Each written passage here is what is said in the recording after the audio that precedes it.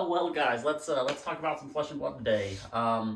With the game expanding at such a rapid rate, with the rules not being 100% finite, and a lot of people not having access to judges, let's talk about a quick couple of rules that have been going on and that kind of have been misunderstood with two cards in particular, and that's going to be Ice Eternal and Sonata. I don't know if you can see those from there, but it's these two cards that there's been a lot of debate on and a lot of people have a misunderstanding on. So I just wanted to clarify kind of what I understand.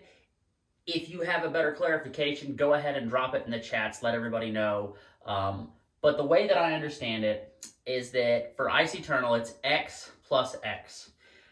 Before I get even started, let's just say that the wording of this card was horrible, and how it should have been worded is Ice Eternal costs 0 at any time you may pay 2 while this card is on the chain to create a Frostbite token.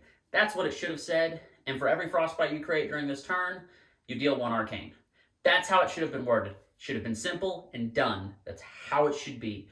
But they had to make it complex and convoluted by saying X plus X. So basically what that's meaning is every time you pay 1, like you're declaring I want 4 Frostbites, you have to pay 4 resources for those Frostbites, and then the card's cost now goes from 0 to 4.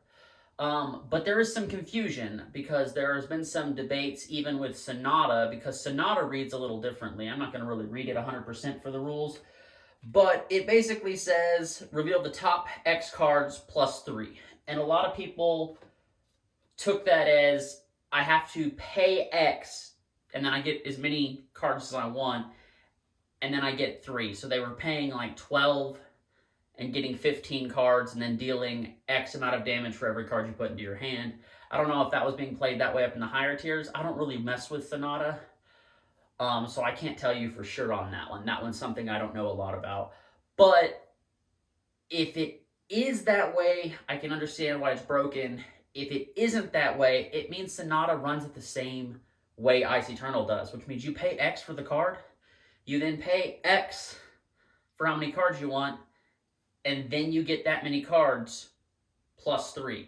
So, for instance, once again, you would pay 4 to draw 4 cards.